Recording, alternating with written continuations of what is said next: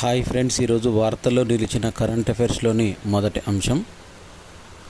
హోలీ పర్వదినం సందర్భంగా ఒడిశాలోని పూరి బీచ్లో సుదర్శన్ పట్నాయక్ అనే సైకత శిల్పి ఏర్పాటు చేసిన హ్యాపీ హోలీ అనేది అందరినీ విశేషంగా ఆకట్టుకుంటుంది. ఇక్కడ సూచించినట్లు హోలీకి సంబంధించి రాధాకృష్ణులకి వారికి ఇద్దరికి సంబంధించిన ఈ చిత్రాన్ని గీశారు. అదేవిధంగా హ్యాపీ హోలీ అంటూ డిఫరెంట్ కలర్స్లో విచిత్రంగా అందరికీ ఆకట్టుకునే విధంగా ఈ సైకత శిల్పాన్ని తయారు చేశారు. పూరీ బీచ్లో, ఇది ఒడిశాలోని పూరీ బీచ్లో సుదర్శన్ పట్నాయక్ అనే సైకత శిల్పి ఈ చిత్రాన్ని ఏర్పాటు చేశారు. స్వీయ భౌతిక నిర్మాణంలో రంగుల హరివిల్లు అంటూ సరికొత్త ఫిల్మ్లను రూపొందించిన ఐఐఎస్ఈ ఇండియన్ ఇన్స్టిట్యూట్ ఆఫ్ సైన్స్ బెంగళూరులోని ఇండియన్ ఇన్స్టిట్యూట్ ఆఫ్ సైన్స్కి సంబంధించిన పరిశోధకులు తాజాగా దీన్ని అభివృద్ధి చెందించారు. సాగదీసినప్పుడు చోటు చేసుకునే యాంత్రిక విరూపణం, మెకానికల్ డిఫార్మేషన్కు ప్రతిస్పందనగా ఈ ఫిల్ములు ప్రదర్శించే రంగులు మారుతుంటాయని ఇండియన్ ఇన్స్టిట్యూట్ ఆఫ్ సైన్స్ ఒక పత్రిక ప్రకటన ద్వారా తెలిపింది. గ్యాలియం లోహం బాష్పీకరణ చెంది సంబంధిత నానో కణాలను ఒక మృదువైన పదార్థం పైన పొందుపరచడం ద్వారా ప్రస్తుతం కొత్త తరహా ఫిల్ములను రూపొందించినట్లు రత్నాలు, నెమలి ఈకలు సహజ రంగుల్లో కనువిందు చేస్తున్నాయని, వాటిని నుంచి స్ఫూర్తి పొంది తాజాగా సాంకేతికత అభివృద్ధి చేశామని ఐఐఎస్సి పరిశోధకులు ఈ సందర్భంగా తెలిపారు. తెలంగాణ రాష్ట్రంలో గురుకులాల సొసైటీలకు సొంత భవనాలను నిర్మించారు. దీంట్లో తొలి ఏడాది ఒక్కొక్క సొసైటీలో పరిధిలో దాదాపుగా 20 నిర్మాణాలు చేపట్టారు. దీంట్లో ప్రైవేటు అద్దె భవనాల్లో ప్రస్తుతము అన్నీ కొనసాగుతున్నాయి. ఇక గురుకుల టీచర్స్కు సంబంధించిన కొత్తగా నియమితులైన 7,800 టీచర్స్కు సంబంధించిన ఈ సమాచారం ఇది 2024-25 జూన్ విద్యా సంవత్సరం నుంచి వీరికి పోస్టింగులు ఇవ్వాలని గురుకుల సొసైటీలు తగు ఏర్పాట్లు అనేవి చేస్తున్నారు. నిసార్ ఉపగ్రహ ప్రయోగం ఆలస్యం కావచ్చంటూ ఈ నెలాఖరులో జరిగే అవకాశం ఉందంటూ భారత్, అమెరికా సంయుక్తంగా నిర్వహిస్తున్న నాసా ఇస్రోకి సంబంధించిన సింథటిక్ ఎపర్సల్ రాడార్ నిసార్ అనేది దీంట్లో NASA ISRO synthetic aperture radar, దీని పూర్తి పేరు నిసార్ పూర్తి పేరు NASA ISRO synthetic aperture radar Nisar అనేది ఈ ఉపగ్రహ ప్రయోగం తిరుపతి జిల్లా శ్రీహరికోటలోని షార్ నుంచి ఈ నెల నిసార్ ప్రయోగం మొదలు కావాల్సి ఉంది. ఇక ఈ ఉపగ్రహానికి సంబంధించిన రాడార్, యాంటెన్నా, రిఫ్లెక్టర్కు అదనపు పూత అవసరమని శాస్త్రవేత్తలు భావించారు. దీనికి సంబంధించిన 12 మీటర్ల వ్యాసంతో ఉండే యాంటెన్నా, రిఫ్లెక్టర్ పైన ఉష్ణోగ్రత ప్రభావం పడకుండా ఉన్నప్పుడే పూత పూశారు. అయితే ముందుగా ఊహించిన దానికంటే ఎక్కువగా ఈ ఉష్ణాన్ని ఎదుర్కోవాల్సి ఉంటుందంటూ అమెరికాలోని కాలిఫోర్నియాలో ప్రస్తుతం ఈ పనులు జరుగుతున్నాయి. పూర్తయిన అనంతరము రిఫ్లెక్టర్ను భారత్కు తీసుకొచ్చి ఉపగ్రహానికి అనుసంధానం చేస్తారు. హిమనీ నదాల్లో మార్పులకు సంబంధించిన వీటిని పరిశీలించడం, చిత్ర నేలలను, అడవులను అత్యంత స్పష్టంగా పర్యవేక్షించడం వంటివి సేవలను నిసార్ అనేది చేస్తుంది. నిసార్ పూర్తి పేరు NASA ISRO synthetic aperture radar అనేది నిసార్ పూర్తి పేరు. అమెరికాలోని లూసియానాలోని ప్రైమరీలో బైడెన్కు సంబంధించిన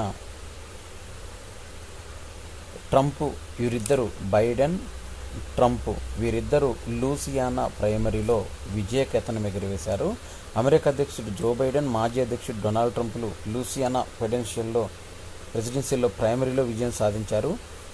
ఇప్పటికే వీరిద్దరూ డెమోక్రటిక్ పార్టీ, రిపబ్లిక్ పార్టీల తరపున నవంబర్లో జరగనున్న అమెరికా అధ్యక్ష ఎన్నికల పదవిలో ఎన్నికలకు నామినేషన్లు సాధించారు. మిస్సూరీ ప్రెసిడెన్షియల్ డెమోక్రటిక్ ప్రైమరీలోనూ బైడెన్ పోటీ చేశారు. ఈ ఫలితాలు వచ్చే వారం వెలువడే అవకాశం ఉన్నాయి. ఇప్పటికే బైడెన్, ట్రంప్ పార్టీల్లోనూ తమ ప్రత్యర్థులను ఓడించడంతో పాటు తాజా ప్రైమరీ ఎన్నికల్లో కూడా ఇరువురు నేతల గెలుపుపైన ఎవరికి అనుమానం లేదని, గాజాలోని ఇజ్రాయెల్లో చేస్తున్న యుద్ధంలో ఎక్కువ శాతం మహిళలు, చిన్నారులు చనిపోవడంపైన కొంతమంది డెమోక్రటిక్లు ఓటర్లకు అసంతృప్తిగా ఉన్నారు. ఈ విషయంలో Pak occupied Kashmir POK Pakistan occupied Kashmir, ఈ POK అనేది భారత్లో విలీనమవుతుందంటూ భారత రక్షణ శాఖ మంత్రి రాజ్నాథ్ సింగ్ తమ విశ్వాసాన్ని వ్యక్తం చేశారు. కాశ్మీర్ను వాళ్ళు ఎప్పుడైనా స్వాధీనం చేసుకోగలరా? పాక్ ఆక్రమిత కాశ్మీర్ నుంచి వాళ్ళు ఆందోళన చెందాలి. అక్కడ దాడి చేసి ఆక్రమించుకునే అవకాశం మనకు ఉందని ఏడాదిన్నర క్రితమే చెప్పారు. అయితే ఎందుకంటే అక్కడ పరిస్థితులు మారుతున్నాయని, భారత విలీనం కావాలని POK ప్రజలు స్వయంగా డిమాండ్ చేస్తున్నారని రాజ్నాథ్ పేర్కొన్నారు.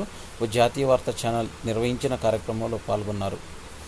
ఇక సైనికులతో కలిసి భారత రక్షణ శాఖ మంత్రి రాజ్నాథ్ సింగ్ సైనికులతో కలిసి హోలీ వేడుకలను జరుపుకున్నారు. ఈ సందర్భంగా లద్దాఖ్లోని లేహ్ సైనిక స్థావరాన్ని రాజ్నాథ్ సింగ్ సందర్శించారు. సైనికులు వారితో కలిసి వేడుకల్లో పాల్గొన్నారు.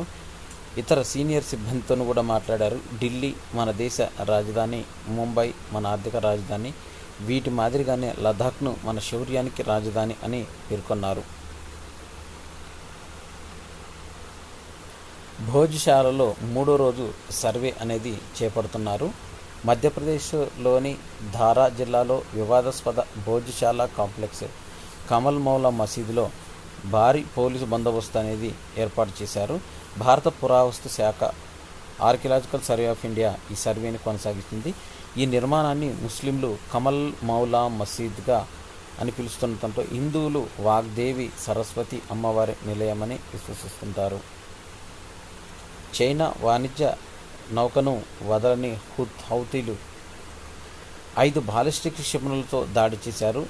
దీనికి సంబంధించిన చైనాకు చెందిన చమురు యుద్ధ ట్యాంకర్ను 5 బాలిస్టిక్ క్షిపణులు ప్రయోగించారు. ఈ విషయాన్ని అమెరికాకు చెందిన central command UK maritime trade operation అనేది ధృవీకరించింది.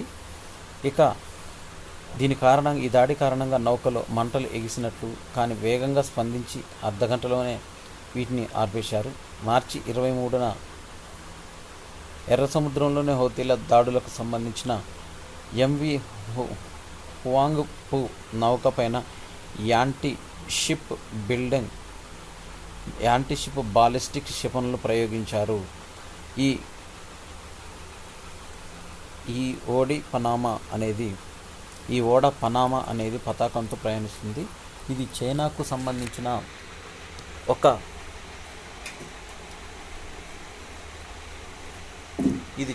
సంబంధించిన ఒక సంస్థ యాజమాన్యంలో ఆయిల్ ట్యాంకర్కు సాయంత్రం 4:25 సమయంలో దీనికి సంబంధించిన ప్రమాదం ఉన్నట్లు ఈ సంకేతాలు తెలిపాయి. నౌక స్వల్పంగా దెబ్బతిన్నట్లు సెంట్రల్ కమాండ్ వెల్లడించింది. ఈ నౌక భారత్లోని మంగుళూరుకు వెళ్తుంది.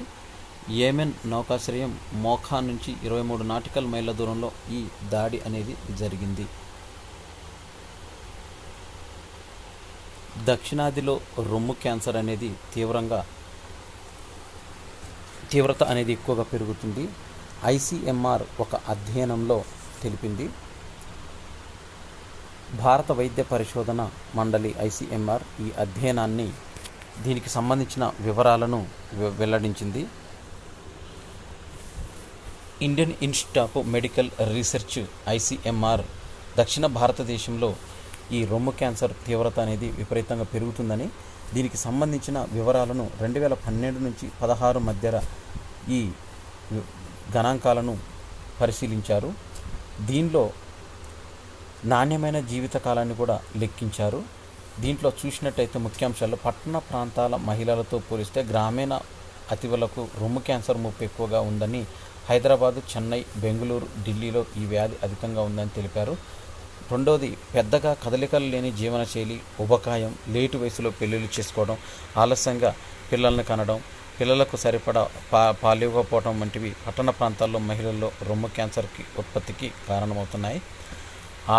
మూడవది ఆరోగ్య పరిరక్షణ సేవలను పొందగలగడం, నివారణ చర్యలు, చికిత్స ఫలితాలు వంటివి సామాజిక ఆర్థిక అంశాలు ప్రభావం. క్యాన్సర్ తీవ్రతపైన ఎక్కువగా సామాజిక ఆర్థిక హోదా తక్కువగా ఉన్నవారు కూడా నాణ్యమైన ఆరోగ్య పరీక్ష సేవలను పొందలేకపోతున్నారు. దీనివల్ల వారిలో క్యాన్సర్ ఆలస్యంగా వెలుగులోకి వస్తుంది.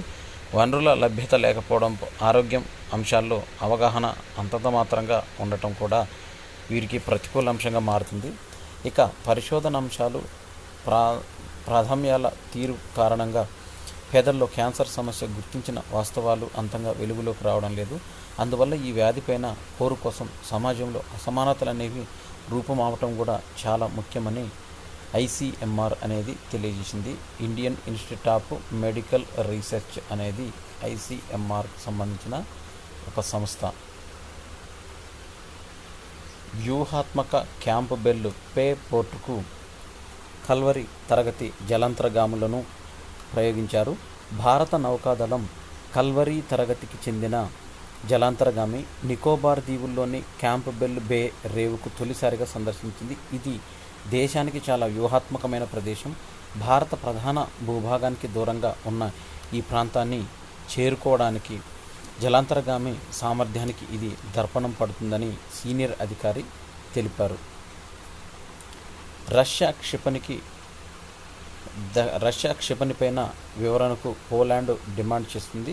ఉక్రెయిన్పై ఆదివారం రష్యా మరొకసారి క్షిపణులతో విరుచుకుపడింది. దీంట్లో ఒకటి తెల్లవారుజామున 4:23 రెండవది పోలాండ్ గగనతలంలో ప్రవేశించిన 39 సెకండ్ల పాటు పోలాండ్ మీదుగా ప్రయాణించింది. ఇక F-16 యుద్ధ విమానాలను తక్షణం సిద్ధం చేసింది. రష్యా క్షిపణి తమ దేశంలో ఏదైనా లక్ష్యాన్ని గురి చేసుకున్నట్లయితే వెంటనే కూల్చివేసి ఉండేవాళ్ళమని పోలాండ్ రక్షణ మంత్రి తెలిపారు. కృష్ణా జలాల పంపిణీపైన 8 నుంచి ట్రిబ్యునల్లో విచారణ అనేది జరుగుతుంది. SOC దాఖలు చేసింది తెలంగాణ ఏపీ మధ్య కృష్ణా జలాల కేటాయింపులపైన వచ్చే నెల 8 నుంచి బ్రిజేష్ కుమార్ ట్రిబ్యునల్ KWDT2 అనేది జరుగుతుంది. తెలంగాణ విజ్ఞప్తితో నీటిని పునఃపంపిణీ చేసేందుకు కేంద్ర ప్రభుత్వం అంతర్రాష్ట్ర నదీ జలాల వివాదాలు చట్టంలోకి సెక్షన్ 3 ప్రకారం ఈ ట్రిబ్యునల్కు గత ఏడాది చివరిలో విధి విధానాలు ఖరారు చేసిన విషయం తెలిసిందే. అయితే దీనికి సంబంధించిన ఏపీ ఇంకా దాఖలు చేయలేదు. అప్పటి వరకు తమ సమర్పించిన పత్రాలను ఏపీకి ఇవ్వొద్దంటూ ట్రిబ్యునల్కు తెలంగాణ అభ్యర్థించింది.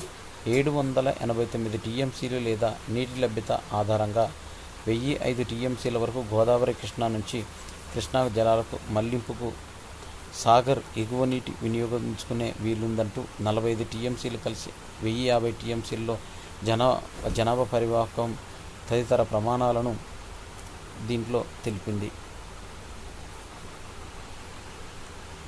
జవాన్ సినిమా డైరెక్టర్ అయిన Atlee Kumar director of the ఇయర్గా ఎంపికయ్యాడు. NDTV Indian of the year 2024 కార్యక్రమంలో ప్రతిష్టాత్మక పురస్కారాన్ని కేంద్ర మంత్రి హర్దీప్ సింగ్ పూరి చేతుల మీదుగా అందుకున్నారు. భారతీయ చలనచిత్ర రంగానికి అందించిన విశేష సేవలకు గాను అట్లీకి ఈ అవార్డు ఎంపిక చేసినట్టు నిర్వాహకులు ప్రకటించారు. ఈ సందర్భంగా అట్లీ మాట్లాడుతూ షారుఖ్ ఖాన్ ఒక గ్లోబల్ స్టార్, 30 ఏళ్లుగా కాపాడుకుంటూ వస్తున్న ఆయన ఇమేజ్ సత్తాని సినిమాను అనే మాధ్యమం ద్వారా జనాల్లో చూపించారు. ఇక 2019లో తొలిసారి ఆయన ఒక IPL మ్యాచ్లో కలిశాను అంటూ అప్పటి నుంచే షారుఖ్తో పనిచేయాలనే స్వప్నం, దానికోసం ఎన్నో నిద్రలేని రాత్రులు గడిపానంటూ ఈ డైరెక్టర్ హర్దీప్ సింగ్ పూరి నుంచి అవార్డు తీసుకుంటూ ఈ వ్యాఖ్యలు చేశాడు. బీమా పాలసీలు సరెండర్ విలువపైన ఏప్రిల్లో ఒక కొత్త నిబంధనలు అనేవి తీసుకొస్తుంది. ఇన్సూరెన్స్ కంట్రోల్ డెవలప్మెంట్ ప్రాధికార సంస్థ IRDAI ఆదివారం తీసుకొచ్చింది. దీంట్లో ఏప్రిల్ 1 నుంచి అమల్లోకి రానున్నాయి. 3 ఏళ్ల కాల వ్యవధిలోని పాలసీలను సరెండర్ చేస్తే వాటి విలువ యథాతథంగా లేదా తక్కువ ఉండే అవకాశం, 4 నుంచి 7 సంవత్సరాల మధ్య పాలసీలను సరెండర్ చేస్తే వాటి విలువ స్వల్పంగా పెరుగుతుందని తెలిపారు. అమెరికా అనుబంధ సంస్థల విలీనం. టెక్ మహీంద్రా అనేవి అమెరికా కేంద్రంగా కార్యకలాపాలు సాగించే 2 పూర్తిస్థాయి అనుబంధ సంస్థలు. Born Group, Tech Mahindra Americas ఈ 2 విలీనం చేసుకుంటున్నాయి. సన్నాహాలు, ఐటీ సేవలు కంపెనీకి టెక్ మహీంద్రా వెల్లడించింది. వ్యాపార కార్యకలాపాలు కలపడంతో పాటు నిర్వహణ వ్యయాలు, నియంత్రణపరమైన ఇబ్బందులను తగ్గించేందుకు ఈ నియంత్రణ దోహదపడుతుంది. ఈ విలీన ప్రణాళిక 2024 ఏప్రిల్ 1 నుంచి అమల్లోకి రానుంది.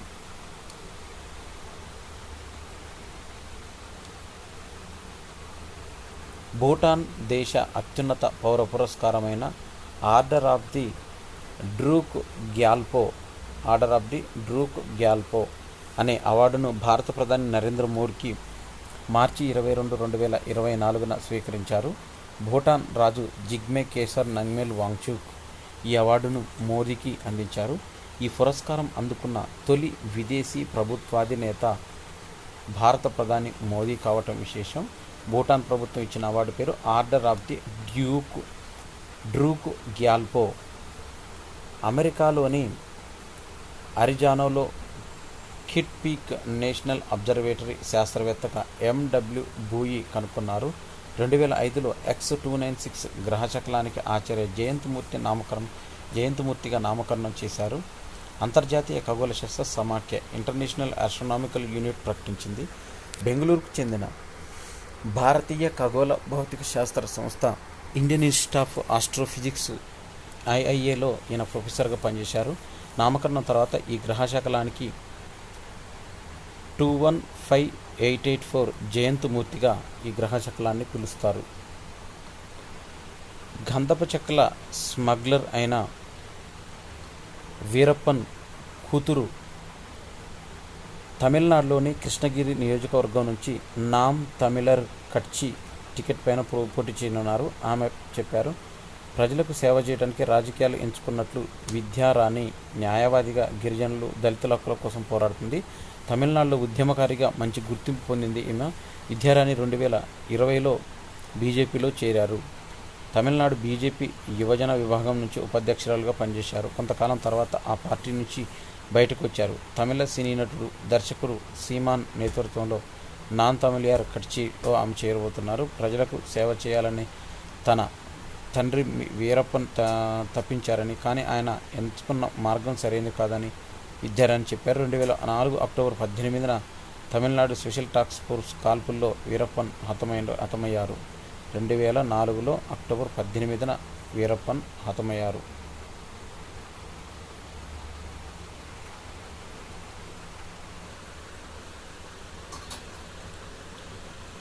మనల్ని అంతరిక్షంలోకి మోసుకెళ్లడానికి న్యూ జనరేషన్ లాంచింగ్ వెహికల్ అనేది మరో రాకెట్ను తయారు చేసింది ఇస్రో. దీనికి భవిష్యత్తులో చేపట్టే భారీ ప్రయోగాలకు వీలుగా దీనిని రూపకల్పన చేశారు. 2028 నాటికి ప్రయోగాత్మకమైన పరీక్ష చేపట్టాలని, 2035 నాటికి పూర్తి స్థాయిలో అందుబాటులోకి తీసుకురావాలని, మానవ సహిత అంతరిక్ష ప్రయోగాలకు NGLVనే new generation launching vehicle. NGLV అంటే new generation launching vehicle. NGLV అంటే new generation launching vehicle. New generation launching vehicle విశేషాలు. ఈ new generation launching vehicle rocket యొక్క ఎత్తు 75 మీటర్ల హైట్ ఉంది. రాకెట్ వెడల్పు 5 మీటర్లు. 3 దశల్లోనే రాకెట్ ప్రయోగం అనేది జరుగుతుంది. ఇక దీనికి సంబంధించిన కొన్ని వివరాలను మనం చూసినట్టయితే, PSLV XL తరహాలోనే NGLV రాకెట్కు 6 స్ట్రాపాన్ బూస్టర్లు ఉంటాయి. కోర్ అలోన్ దశలో 160 టన్నుల సెమీ క్రయోజెనిక్ ఇంధనాన్ని వినియోగిస్తారు. క్రయోజెనిక్ దశలో 30 టన్నుల క్రయోజెనిక్ ఇంధనాన్ని వినియోగిస్తున్నారు. ఇది Falcon rocket, Atlas V, Proton M, Long March 58 రాకెట్లకు దీటుగా ఉంటుంది. ఇటీవల ఇస్రో చైర్మన్ S. సోమనాథ్ దీనిపైన పవర్ పాయింట్ ప్రజెంటేషన్ కూడా ప్రకటించారు. 2030 నుంచి 35 నాటికి ఇది అత్యంత బరువైన మానవ సహిత అంతరిక్షయానం, అత్యంత బరువైన సమాచార ఉపగ్రహాలకు ప్రయోగాలకు ఇది వీలుగా ఉంటుందని వివరించారు. ఈ చిత్రంలో కనపడే ఫిష్ పేరు టైగర్ ఫిష్. ఇది టైగర్ ఫిష్. మనకు మనుషులపైన జంతువులపైన దాడి చేసే చేపల రకాలలో మనం చూసినట్టయితే షార్కులు, ఫిరానాలు గుర్తొస్తాయి. కానీ ఓ రకమైన చేప అనేది ఇది టైగర్ ఫిష్. ఆఫ్రికా ఖండాల్లో సరస్సుల్లో నదుల్లో కనిపించే ఈ ఫిష్ చేపల్లోని టార్గెట్ చేసే అంటే ఎంత పెద్ద చేప అయినా నిమిషాల్లో మటాష్ అవ్వాల్సిందే.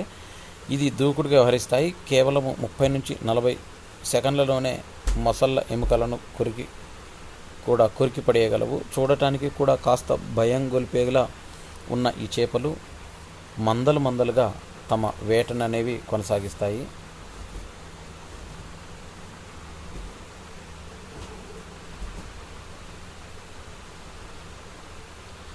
ఆంధ్ర అండర్-19 జట్టుకు స్కూటీలు ఇప్పిస్తున్నారు. బీసీసీఐ అండర్-19 రన్నరప్గా నిలిచిన ఆంధ్ర జట్టుకు ఐపీఎల్ గవర్నింగ్ కౌన్సిల్ సభ్యుడు చాముండేశ్వరినాథ్ ఎలక్ట్రానిక్ స్కూటీలు బహుకరించారు. ఆదివారం ఏసీఏ విసిడిఏ స్టేడియంలో జరిగిన కార్యక్రమంలో ఏపీ జట్టును అభినందించి చాముండి 17 మంది క్రికెటర్లకు స్కూటీలను అందించారు. కెప్టెన్ సాయి తన్మయ్యతో పాటు ఆంధ్ర జట్టు కోచ్ రామ్దేవ్, సంఘ కార్యదర్శి గోపీనాథ్ రెడ్డి, సీఈఓ శివారెడ్డి తదితరులు ఈ కార్యక్రమంలో పాల్గొన్నారు.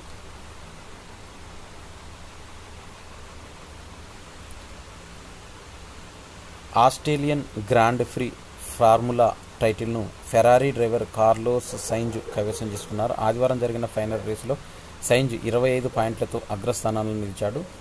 లిక్లెర్క్ ఫెరారీ 19 స్థానాలు, నోరిస్ మెక్లారెన్ 15 పాయింట్లు, 2-3 స్థానాలు దక్కించుకున్నారు.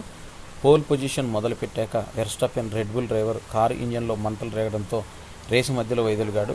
దీన్ని అనుకూలంగా మార్చుకున్న సెయింట్ విజేతగా నిలిచాడు. సైంజ్కు కెరీర్లో ఇది 3వ గ్రాండ్ ప్రీ టైటిల్. మాజీ ప్రపంచ ఛాంపియన్షిప్ లూయిస్ హామిల్టన్తో కారులో కూడా సాంకేతిక ఇబ్బంది తలెత్తడంతో రేసు నుంచి కూడా వీరు పూర్తిగా తప్పుకున్నారు. ఇవి మార్చి 25, 2024కు సంబంధించిన కరెంట్ అఫైర్స్. ఈ వీడియో నచ్చినట్టయితే లైక్ చేయండి, షేర్ చేయండి, కామెంట్ చేయండి. నా ఛానల్ సబ్స్క్రైబ్ చేసుకోవడం ద్వారా నేను చేసే వీడియోస్ మీకు నోటిఫికేషన్ రూపంలో వెలువడతాయి. Thanks for watching.